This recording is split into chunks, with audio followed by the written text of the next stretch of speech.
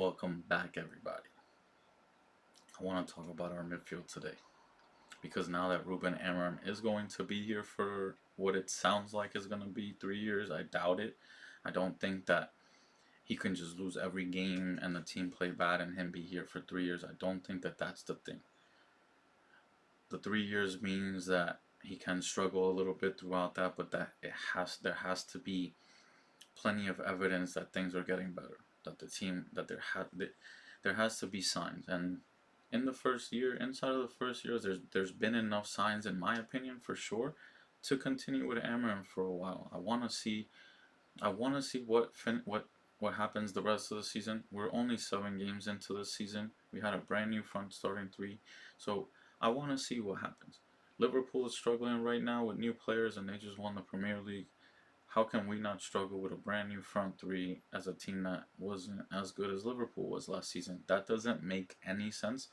To not expect us to struggle, especially at the beginning of the season, especially against the teams that we played. It was going to happen. Because Amarim, yes, he was here from November, but the front three that he had is all gone. The main front three that played last season, they're not all gone, but they're not playing those positions, right? So when you think about who played those three positions the most last season under Amram, it was Garnacho, Hoyland, and Ahmad, right? Like, just think to yourself. Those, like, Ahmad is playing right wing back now, and the other two are gone. So we had to, all the work that was done by those three players, learning the system, all that, from the time that they were here, that Amram was here until preseason, it was wasted. All of that was wasted. It was for naught, right? So when we got a brand new front three, we were gonna struggle in the Premier League, at least at first, with the fixture list that we had, with a brand new front three. We were gonna struggle because we, as a club, and we as fans and media, I saw all day, every day, Manchester United still needs a midfielder. Manchester United still need goalkeeper. Manchester United's defense needs help. But somehow you guys are expecting us to win all these games with that, and our manager not, like, and our front three being brand new. So we have clear holes in our system. We have brand new front three, and everybody expects what, greatness, like to just be undefeated or something. Like, what did you guys really expect? That we were just gonna miraculously go from the crap that has been 5 years to the top? Like, what do you guys, like, the realism in your guys' brain is non-existent. But then we go into the midfield, and what I would want, now that I know that Amarim is most likely gonna at least be here to the end of the season, and most likely next season. That's what I feel like might have been promised to him, right? If he continues to, if he finishes inside the top 10 this season, he's going to 100% be here, as long as the team continues to play how it is, the stats back up that, there are good things happening. Like, those are the two things that he has to show this season for him to be here next season. That's what I believe. I don't think results or a certain place in the table really matters this season only, because at least you get a summer. He'll get the next summer to bring in, like, midfielders to now change that midfield, and a couple of defenders to not have us start Luke Shaw, Diogo Dallo, and Maguire. Right? That's really what's going to happen. Now in the midfield, the big question is Kobbie Mainoo, right? He wants to leave in January, all of this stuff. Now that Amram does seem like he's going to be here, I sell Kobbie Mainoo in January.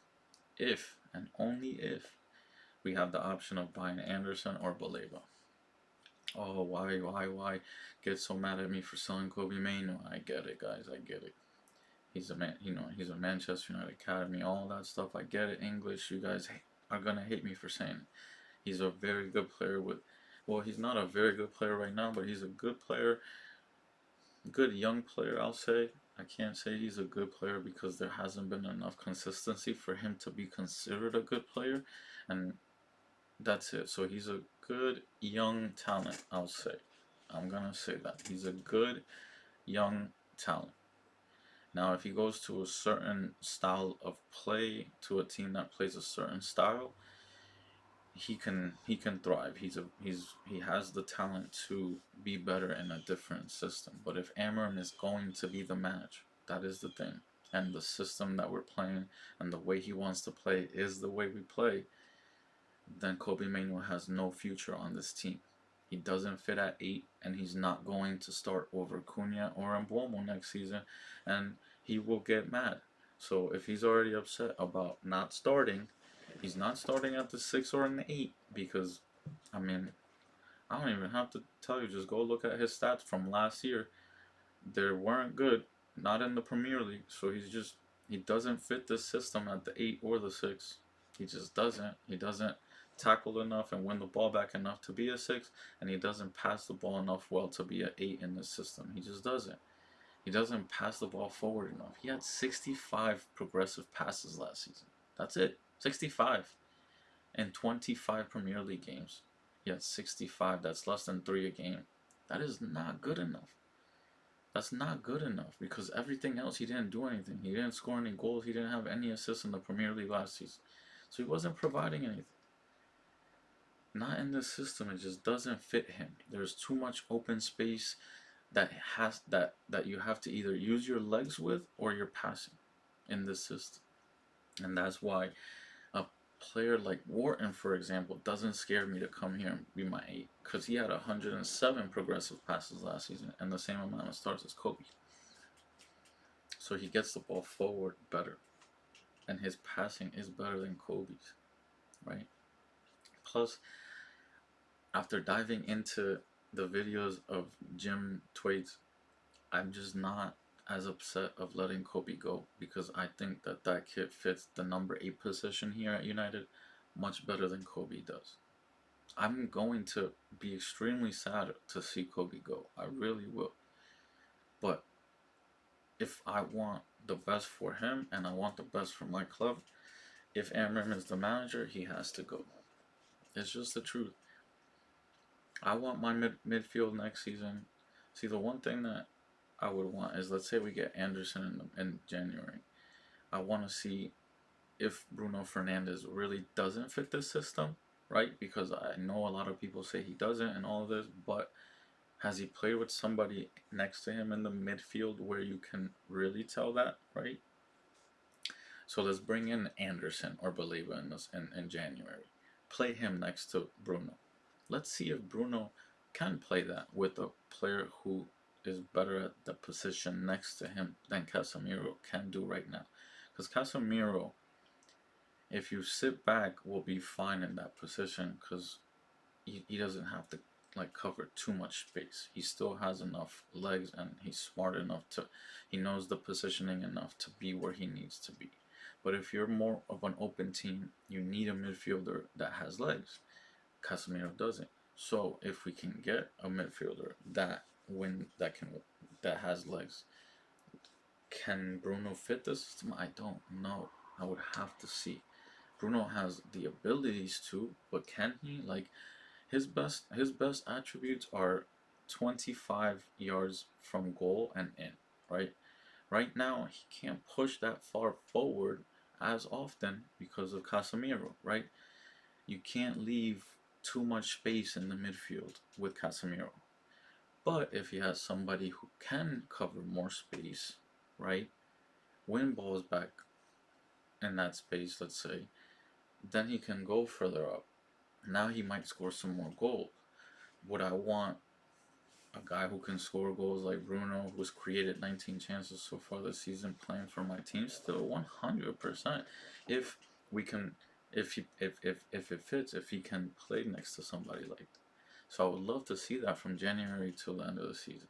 If not, if he doesn't, right, or if we do get him and it doesn't look good still, I would sell Bruno. I'd sell Bruno if we don't get a midfielder in the summer. Because I don't think we let Kobbie go out on loan without buying a player, or even, obviously, we don't sell Kobbie if we don't buy a midfielder because we don't have.